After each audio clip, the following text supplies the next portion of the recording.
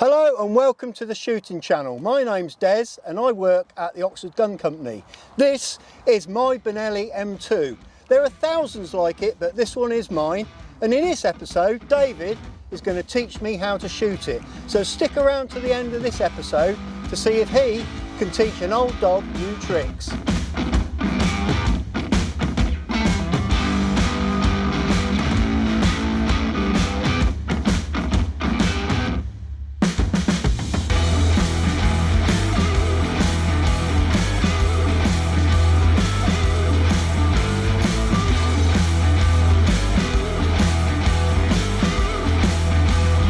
So Des, how long have you been shooting then? Since I was about 9 years old. And what sort of thing do you shoot? But normally now I do a lot of vermin control for local farmers and estates. What interests you? What's made you interested in shooting or shotgun shooting or rifle shooting or anything? Well, particularly the shotgun side of it. My son, who's 15, shoots regularly here and does quite well in the schools challenge. And the only time we go out shooting together is around about April, May time, when the rooks or the corvids are nesting. And one of the farms where I shoot at is a sheep farm. So the farmer there has a lot of problems with corvids attacking the young lambs. So between us we go out and do a regular roost shoot on the crows and the jackdaws up in the trees. Just tell me, why did you pick a semi-auto over an over and under? Well, because your son shoots an over and under. He does. Yeah. Why did you want to pick a semi-auto? Well, partially because the Benelli it's got a proven track record in the American forces. The SWAT teams use it. It's a bulletproof gun. Don't have to worry about cleaning it. This one is recoil operated, so it's not gas operated. So cleaning wise, give the barrel a pull through. 3 shots in this as well, so if you don't get them with the first, second, there's a chance you're going to get it with the third. Plus I like the semi-automatic shotgun. For somebody out there that wants to buy possibly a semi-auto, what's the best tip that you could buy that semi-auto? Not necessarily Benelli, but any semi-auto. Reliability, practical ease of use. As I said, well, it's a synthetic. It doesn't matter if it gets scratched around in the bushes, because I tend to creep around the bushes, hence why I'm dressed like this. And something that's easy to clean.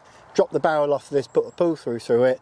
You'll find because it's not gas operated, you're not spending hours and hours and hours cleaning all the gas ports out. It really is a simple gun to use. And you say about your dress, your trousers are what most people are going to be dressed in, but your top's got a bit of a history with it. This has. This was my parachute smock that I was awarded after qualifying as a military parachutist in June 1982. Now what we're going to do, I'm going to show you a target and I'm just going to let you shoot a couple of targets on your own. Let's just see what you're like and whether you can hit them straight away. Great. So just for the viewer, just show the viewer how easy this gun is to load. So the cartridge goes into the top chamber. one goes in. We'll start with 2 and okay. then we'll go with 3 in a minute. So we're just going to shoot, just have a look at one first. Just going to shoot that to start with.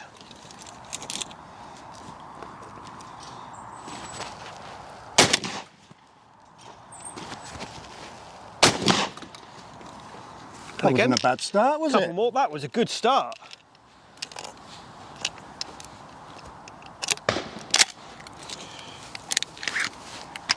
Probably easy if you put them in my pocket. Yeah, I'll load for you to start with. Okay. You'll see why in a minute. Okay.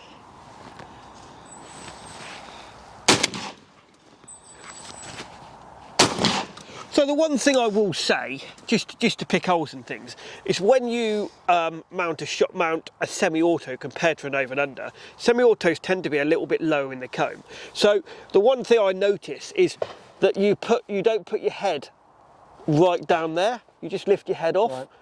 Have you found that with a semi-auto? Have you found that you look into the back of the action? To be honest, Dave, I'm a rifle shooter through and through. So that is just a toy that I come out with perhaps 3 or 4 weeks a year and just do a bit of rough shooting. So the whole aspect of holding the gun properly is going to be completely alien to what I'm used to getting in a proper shooting position with a rifle. In that case, this one, just try, and when you mount that gun, just try and literally, don't take it off, but just put the head just there. Don't ram it down like that. Okay.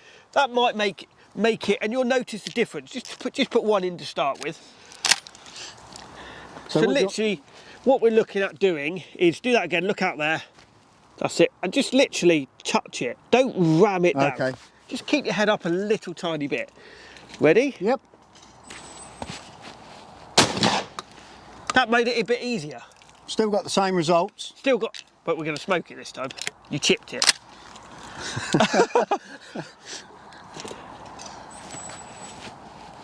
That's better. There we go. I know we like fish and chips, but we're better off to smoke it than have That's some it. chips. Let them go.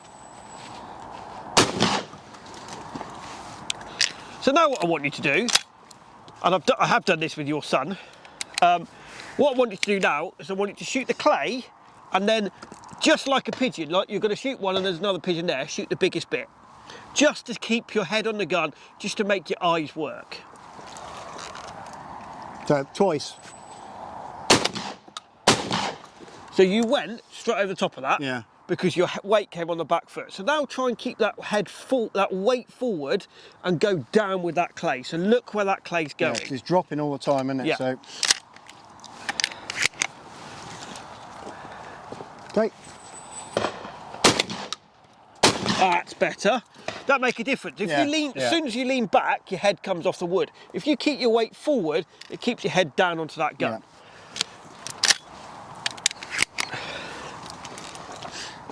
Okay. Better. And now we're going to shoot that one, Yep. followed by that one. Okay.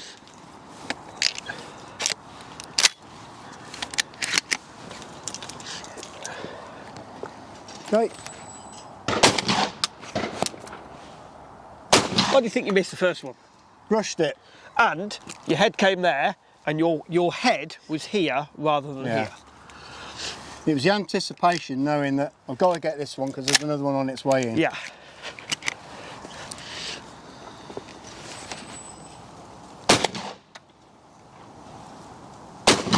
Good.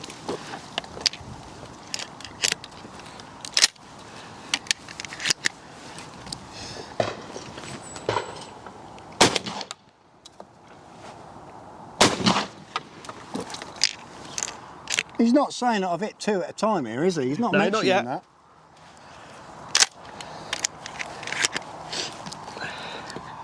Okay.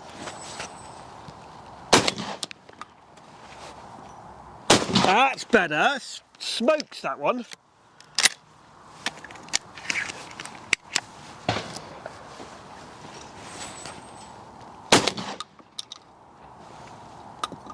Right.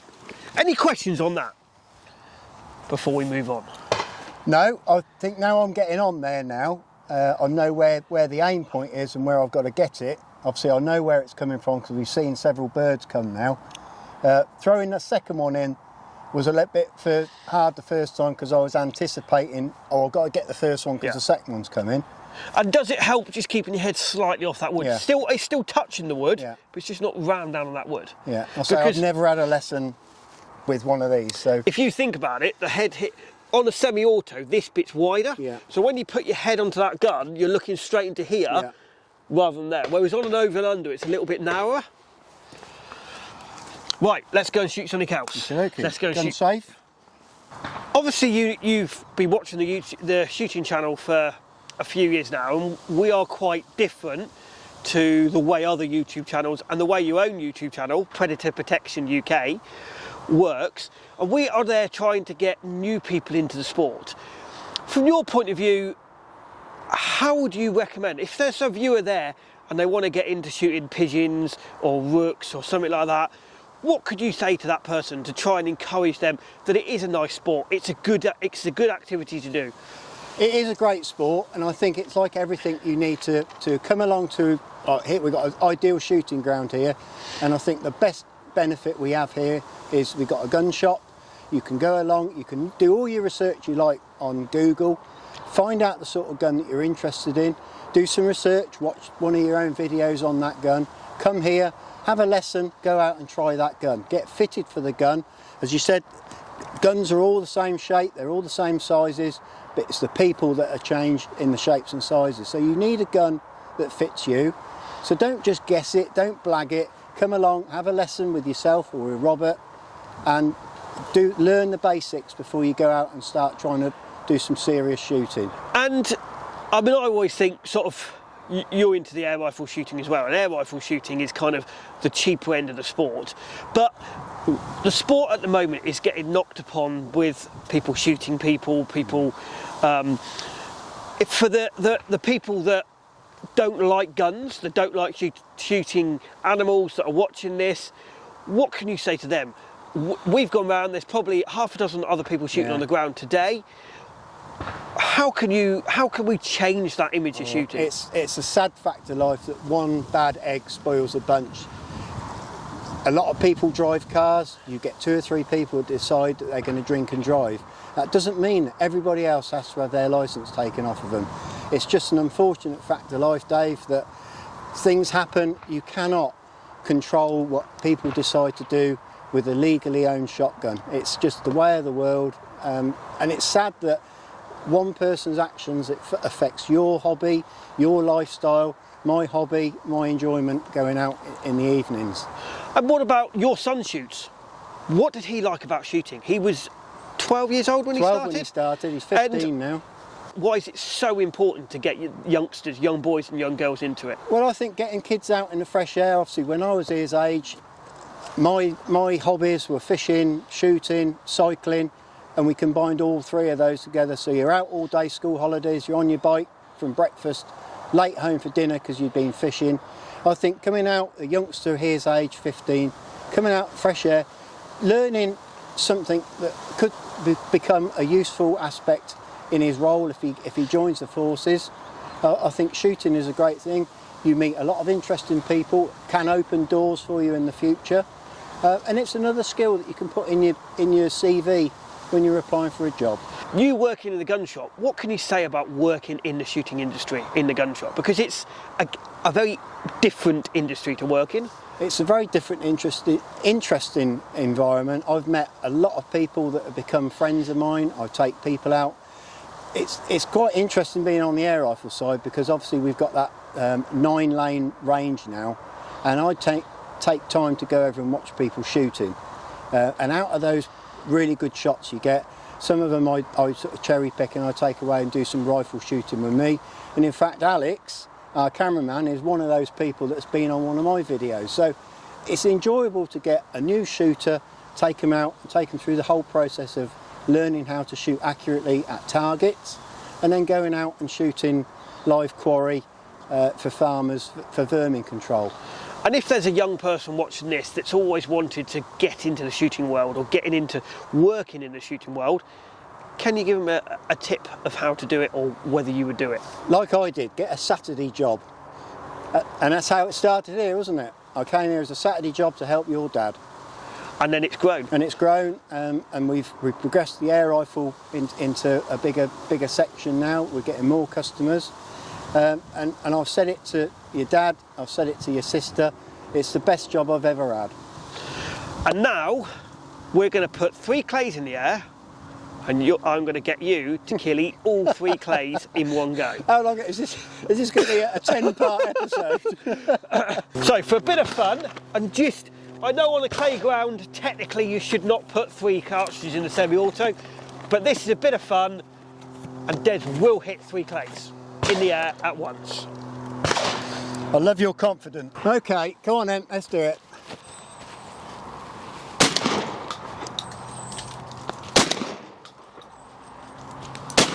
Oh!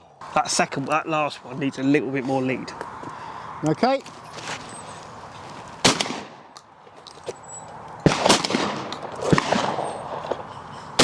Right. This time, I'm going to keep my hand there to keep your weight forward. Right. The last one especially, your weight came off and your head came off the wall. Do I need to be on that quicker, do you think? Not really. Waiting for no, I would have said where you shot it was absolutely perfect. Yeah. You just came back and it made you flick like that.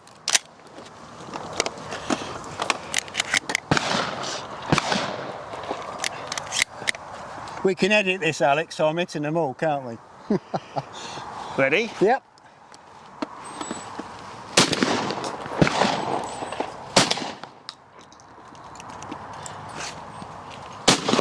feel me pushing you forward. So if you now do it without me touching your shoulder and you see the difference. I think what I'm doing, I'm leaning back and then getting back and then getting back. Yeah, you are. And by number 3, I'm, Yeah. well, I'm doing anti-aircraft stuff, aren't I? Okay. Keep your weight forward. There we go.